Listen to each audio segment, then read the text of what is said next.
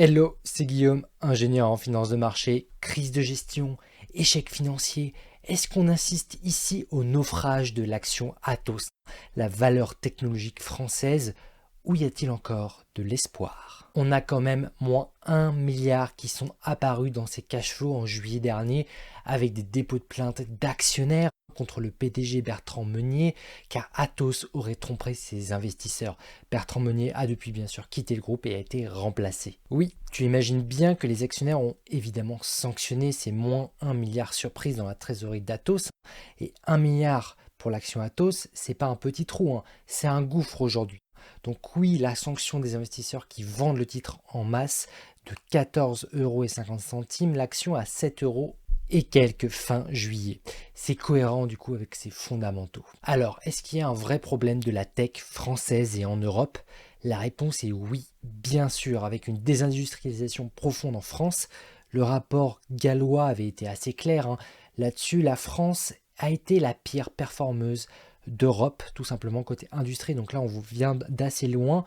En 20 ans, il y a quand même un tiers des emplois des industries qui ont été détruits, avec la part de l'industrie dans le PIB français, hein, le produit intérieur brut, qui a été carrément divisé par 2 en 20 ans. Alors certes, aujourd'hui, le président Macron en place, pour son deuxième mandat, il a la volonté, au moins c'est ça, de réindustrialiser.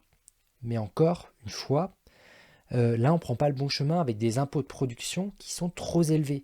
Et c'est ça vraiment le frein qu'il y a, parce que là, on reste dans un environnement des plus difficiles au monde en France pour créer de la valeur en industrie. Il y a une question clé, c'est comment tu arrives à rémunérer des talents pour qu'ils restent. Parce que voilà, là, on voit que le résultat, c'est que les humains ne sont pas attirés, en tout cas ceux qui ont des compétences, ne sont pas attirés en industrie en France. Ils préfèrent aller à l'étranger, ils préfèrent aller à New York. Moi, je suis allé à New York. Ils préfèrent aller à Londres. Je connais plein qui sont allés à Londres, à Genève ou en Allemagne, ou ce que tu veux, en Asie. Voilà, je suis allé en Asie aussi. Donc voilà, il y a des fleurons français, de la tech notamment aujourd'hui, qui vont très mal. Voilà, ça fait mal un peu à la France. Donc voilà, pour bien comprendre ce qui se passe sur Atos, il faut quand même regarder en interne.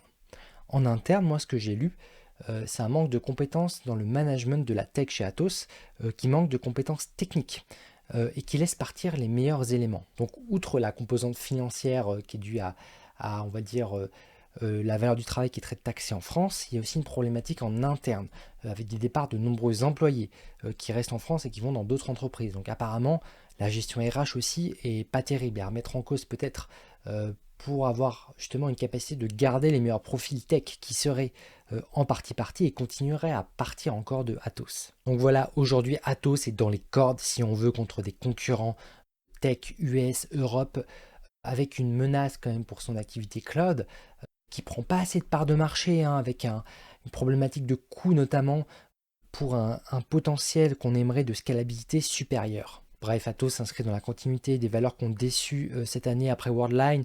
Là, c'est quand même difficile pour l'action Atos, hein, et les petits actionnaires qui sont dessus, qui ont fait le choix de la tech française ici.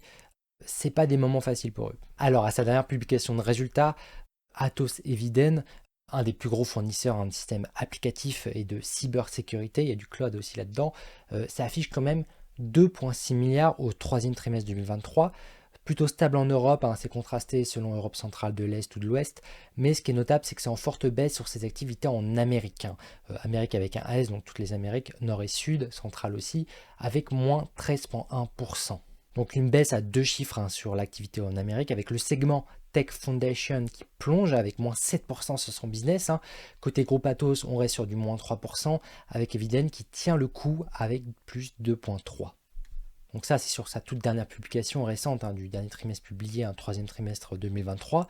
Le tout génère au final des pertes d'exploitation sur la première partie de l'année à 434 millions. Donc 434 millions de pertes au premier semestre. Ça sera difficile cette année pour Atos de réaliser des bénéfices dans ces conditions. Après, j'aime bien me placer avec un horizon d'investissement au minimum de 6 mois et potentiellement sur le long terme. Mais là, la problématique avec cette action, c'est que je ne sais pas si elle va tomber encore plus bas. Parce que moi, là, c'est possible. Quand je regarde ce que je peux anticiper pour ces prochaines publications, hein, c'est ça l'esprit pragmatique que j'essaye de transmettre sur cette chaîne, je vois son carnet de commande au troisième trimestre qui laisse pas quand même espérer une grosse reprise, hein.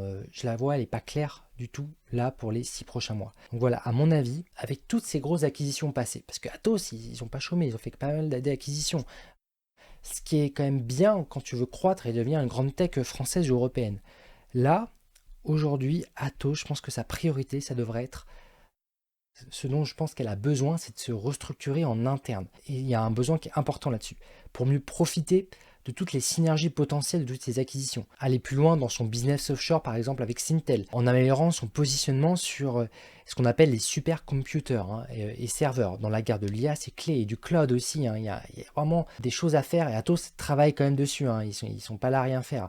Mais voilà, ça reste un marché qui est super compétitif, ils sont pas tout seuls. Donc quand tu prends du retard comme ça, quand tu te prends des claques, c'est difficile de rattraper quand la moitié de ton équipe est décimée. Voilà, c'est pas pareil que quand tu es chez Amazon AWS, Google Cloud, etc. Donc oui, là, ça reste un marché qui est super compétitif, c'est indéniable, hein. Pour moi, Atos était un peu conforté sur ses lauriers de sa base de revenus dite legacy, hein, historique si tu veux, qui est en déclin ces dernières années. Aujourd'hui, pour s'en sortir, Atos, il ne faut pas qu'elle se réinvente, il faut juste qu'elle fasse avec ce qu'elle a, là où il y a du potentiel de croissance. Donc trouver des leviers de croissance de 2024, de l'année qui arrive dans quelques jours, pour se relever. Donc oui, pour moi, la réponse est il y a un espoir sur Atos. Pas sur le court terme, mais sur le moyen et long terme, il y a un espoir. Elle peut se relever. Moi, je vois un chemin du coup qui est très difficile au premier semestre 2024 pour l'entreprise Atos. Alors, j'aime bien de partager un objectif de prix pour quantifier un peu ma vision sur le titre. Ça peut t'aider aussi pour débuter un raisonnement. Aujourd'hui, Atos, c'est à 6,50 € sur le marché. Moi là, j'ai beaucoup de mal à estimer, vu sa tendance en interne qui n'est pas bonne, comment elle pourrait être horizon printemps 2024. Après, j'arrive avec pas mal d'incertitudes à un prix qui serait sous les 6 €. Donc voilà, c'est pas terrible. Et quand on rajoute avec le niveau de risque que j'obtiens, il est très élevé, il est à 60% horizon 6 mois. Donc c'est pas un titre où je mettrais un pesos aujourd'hui. Après, potentiellement, moi, ce que je vais faire, c'est que je vais la surveiller horizon été 2024 pour voir si elle s'en sort, si elle arrive à se restructurer et aller chercher de la croissance tout simplement là où elle est en 2024 sur l'IA, sur le cloud, sur ses services distribués. Voilà. Donc, on n'oublie pas le petit like qui fait plaisir. Maintenant, je t'invite à découvrir mon outil en ligne pour comparer les frais et spreads des courtiers et banques en ligne sur PEA et CTO. Ça peut sûrement t'aider. Sur ce, comme d'habitude, restons pragmatiques. Allez, ciao.